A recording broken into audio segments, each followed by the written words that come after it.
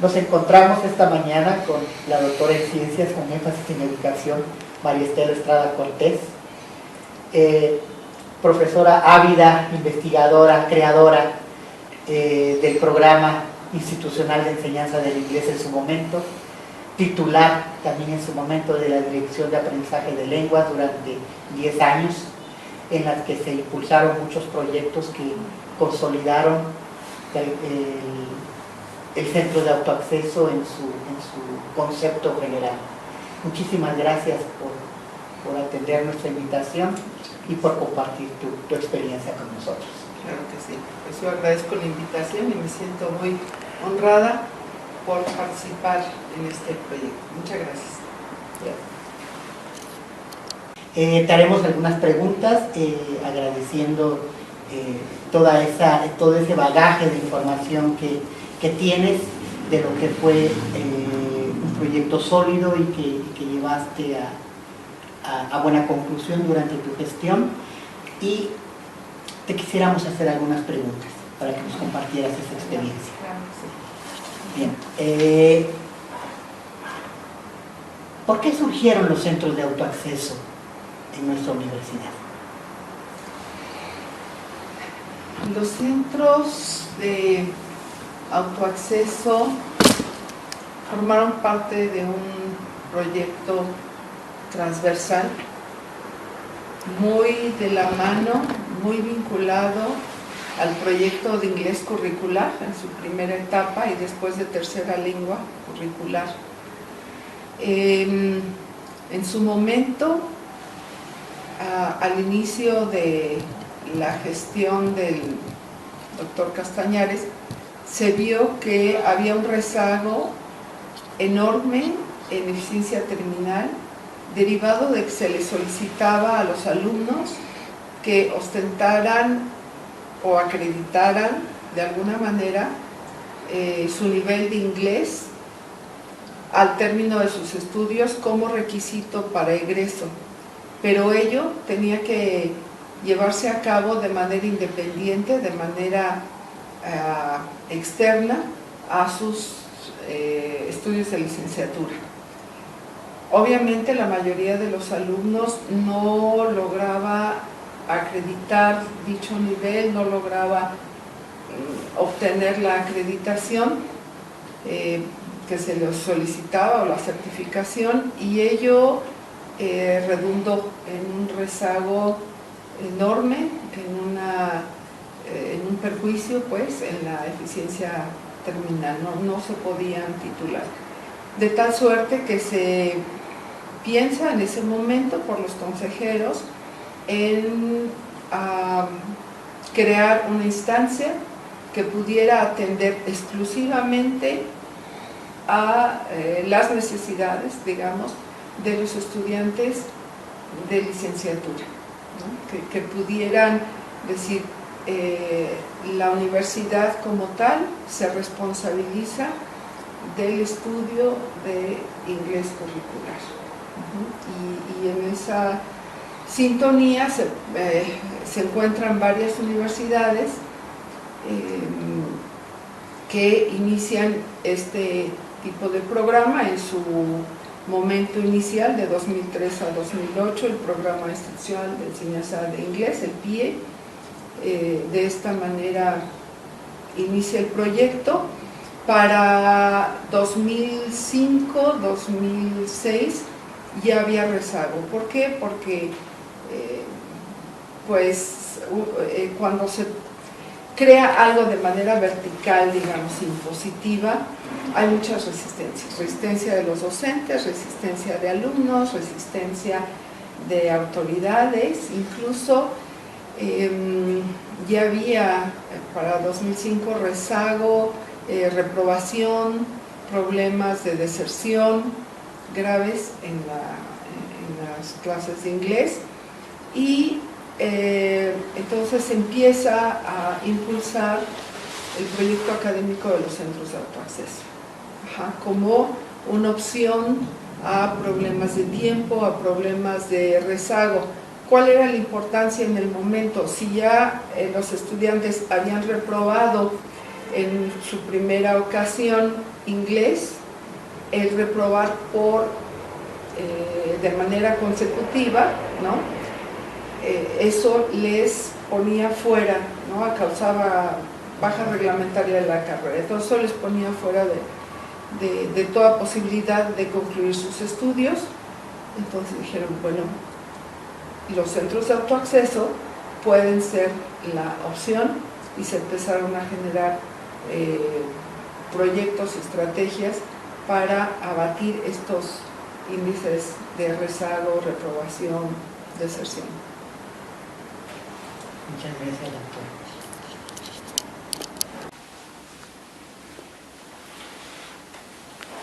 Maestra, ¿cuál fue su visión respecto a los centros de autoacceso cuando se gestionaron? Derivado de esa resistencia que mencionábamos anteriormente, se precisó dar un cambio, dar un giro de 180 grados y de un proceso vertical, ¿no?, descendente, promover la autogestión por parte de los docentes, por parte de las autoridades incluso.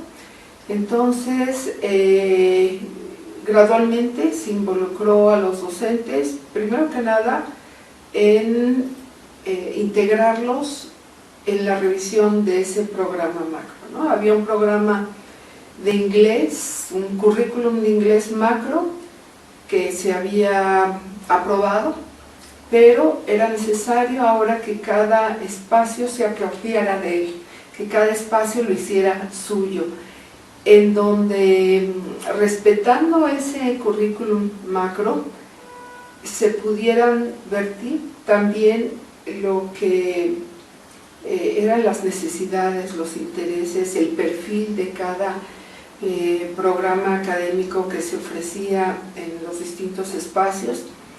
Y de esta manera se fue sumando los centros de autoacceso desde esa visión ascendente, de un trabajo colaborativo y de un trabajo colegiado. Fue interesante porque muchos de los docentes de inglés curricular también eran parte de los autoaccesos, entonces no nos costó tanto trabajo. Al inicio se hacían reuniones mensuales, íbamos en el transporte de la universidad, no era Potrobús todavía, pero íbamos en el transporte. Cada mes nos trasladábamos a un centro de autoacceso distinto. En esa época nada más había 13, todavía no iniciaban los de la escuela preparatoria, y así se inició el diseño de la plataforma de registro, la primera plataforma y la segunda versión, así fue. Se sentaron las bases de lo que después fue el reglamento institucional de centros de autoacceso. Se elaboraron materiales didácticos, todavía no había una fuente de recursos federales sólida, entonces estaban los espacios, pero teníamos que elaborar recursos didácticos y también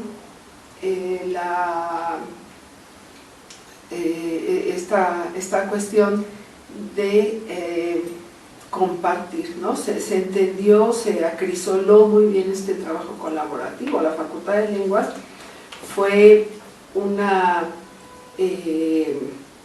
la Facultad de Lenguas fue punta de lanza porque se hizo un trabajo muy interesante, en donde tú colaboraste justamente para crear listados de sitios de internet donde se promovía tal o cual competencia de inglés.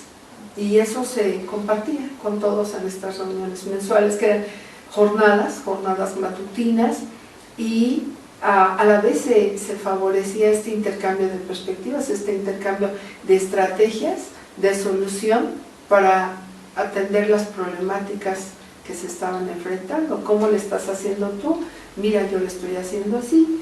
y en fin, ¿no?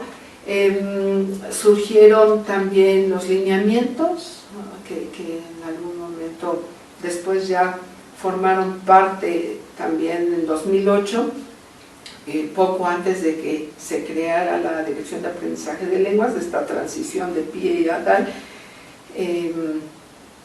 También fue muy fecunda porque se tuvo ya esta reglamentación.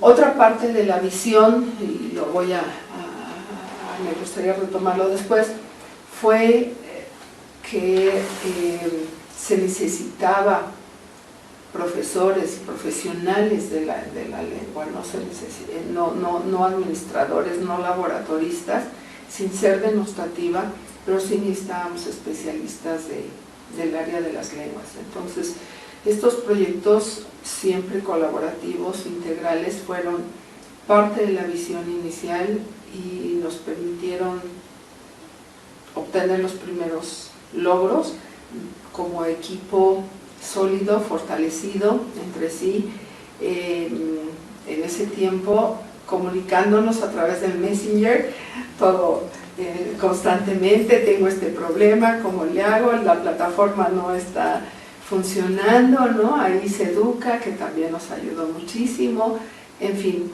el servidor, pero todo era por Messenger, porque en la mayoría de los autoaccesos pues no había teléfonos. Y esta visión de integrar, de apropiarse, que cada responsable, cada coordinador de autoacceso se apropiara del proyecto, aportara al proyecto y se sintiera parte de una familia académica. Bien. Ahora bien, en cuanto al diseño, pues derivado de este trabajo conjunto con las diferentes dependencias de administración central, se llegó a esa conclusión que fuera un espacio reducido o un espacio amplio como el de Facultad de Ciencias de la Conducta.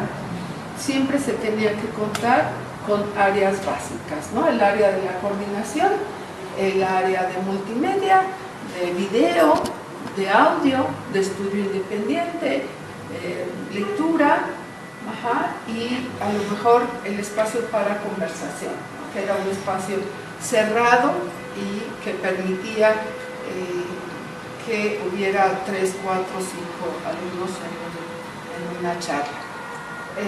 En ese sentido se hicieron prototipos, ¿verdad?, por parte de obra universitaria, y ya se sabía, ya ellos de manera muy propositiva dicen: a ver, este proyecto, esta distribución, o ahí están las áreas básicas.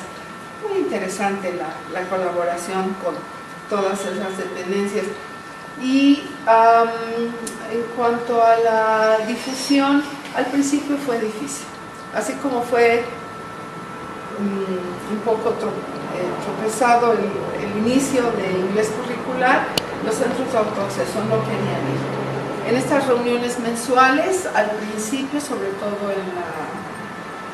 por parte de los planteles de la escuela preparatoria, se acordó que fueran en grupos, en algunas, y los sellos. En otras, en las facultades decían: bueno, tienen que acercarse, entonces les vamos a pedir 3 sellos, 5 sellos, no sé cuántos, ¿verdad? Cada facultad lo decidía por parcial. ¿A qué nos llevó? A un desgaste excesivo de los equipos, a un burnout de los responsables de autoacceso. No podían con tantas personas. De repente, debo admitir que cada coordinador de repente fungía como niñera, porque el maestro entraba, se los dejaba, abandonaba al grupo, y el coordinador de autoacceso tenía esa sobrecarga, esa saturación de estar atendiendo a los que iban de manera voluntaria y aparte a los grupos. Fue en un corto tiempo en donde se decidió quitar los sellos, ya conocían los centros de autoacceso, se hicieron tutoriales y cursos de inducción al centro de autoacceso como parte de inducción a la universidad, que también inició en esos momentos, ¿no? Sus cursos de inducción a los de primer ingreso, también se les llevaba al centro de autoacceso, y poco a poco se fue orientando el centro de autoacceso como realmente un centro donde se proveía las facilidades para el estudio independiente. Y de esta manera nacen dos procesos certificados por ISO 9000 2008, que en coordinación con la Dirección de Organización y Desarrollo Administrativo, la DODA, nos involucramos en el sistema de gestión de calidad. Entonces, por un lado, el de mantenimiento preventivo, que a propósito también se gestionaron con recursos federales el kit de mantenimiento para cada espacio.